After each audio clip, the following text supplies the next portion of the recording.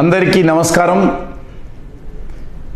హైదరాబాద్ మరియు చుట్టుపక్కల జిల్లాలలో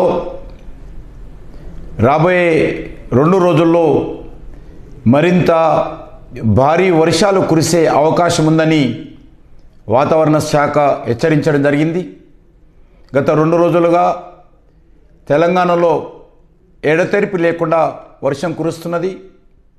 కాబట్టి ప్రజలందరూ, ముఖ్యంగా హైదరాబాద్లోని లోతట్టు ప్రాంతాల ప్రజలు చాలా అప్రమత్తంగా ఉంటూ అన్ని రకాల జాగ్రత్తలు తీసుకొని మాన్యువల్స్ కానీ నాలాల్లో కానీ వర్షము తీవ్రంగా ప్రవహించేటువంటి ప్రాంతాలలో ఉన్నటువంటి ప్రజలు అప్రమత్తంగా ఉండాలని కోరుకుంటున్నాను.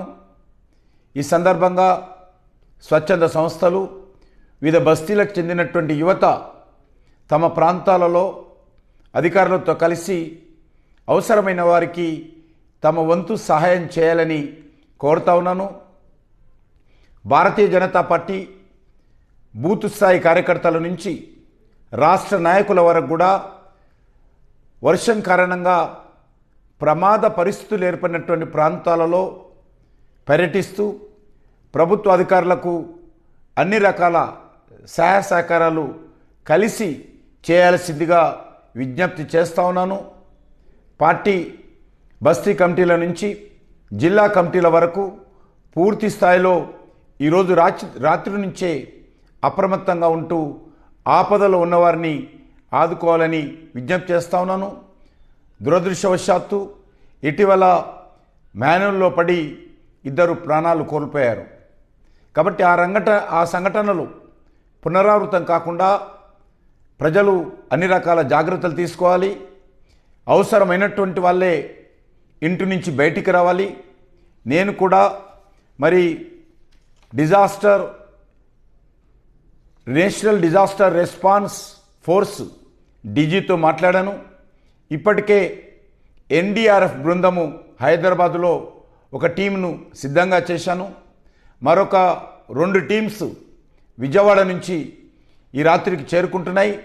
వారు కూడా స్థానిక అధికారులతో కలిసి అన్ని రకాల సహాయ సహకారాలు హైదరాబాద్ ప్రజలకు అందిస్తారని మనవి చేస్తా ఉన్నాను.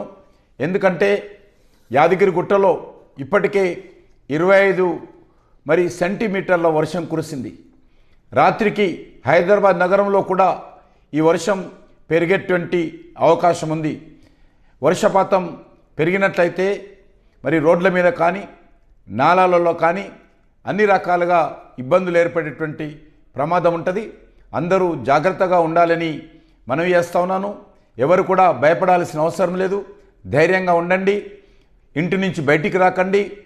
పిల్లలు కానీ వృద్ధులు కానీ వాహనాలు తీసుకొని బయటికి వెళ్ళినట్లయితే మాన్యువల్స్ ఉంటాయి. కాబట్టి ప్రమాదాలు జరిగేటువంటి అవకాశం ఉంటుంది. ఏ ఇబ్బంది ఉన్నా, ఏ కష్టం ఉన్నా స్థానిక అధికారులకు కానీ భారతీయ జనతా పార్టీ కార్యకర్తలకు కానీ నాకైనా చెప్పండి. మేము ఎంత రాత్రి అయినా ప్రతి ఒక్కరిని కూడా ఆదుకునేటువంటి ప్రయత్నం ప్రభుత్వ అధికారులతో కలిసి భారతీయ జనతా పార్టీ కార్యకర్తలుగా సిద్ధంగా ఉన్నాము. అదేవిధంగా నేను ఇప్పటికే ఎన్డీఆర్ఎఫ్ను సిద్ధం చేశాను.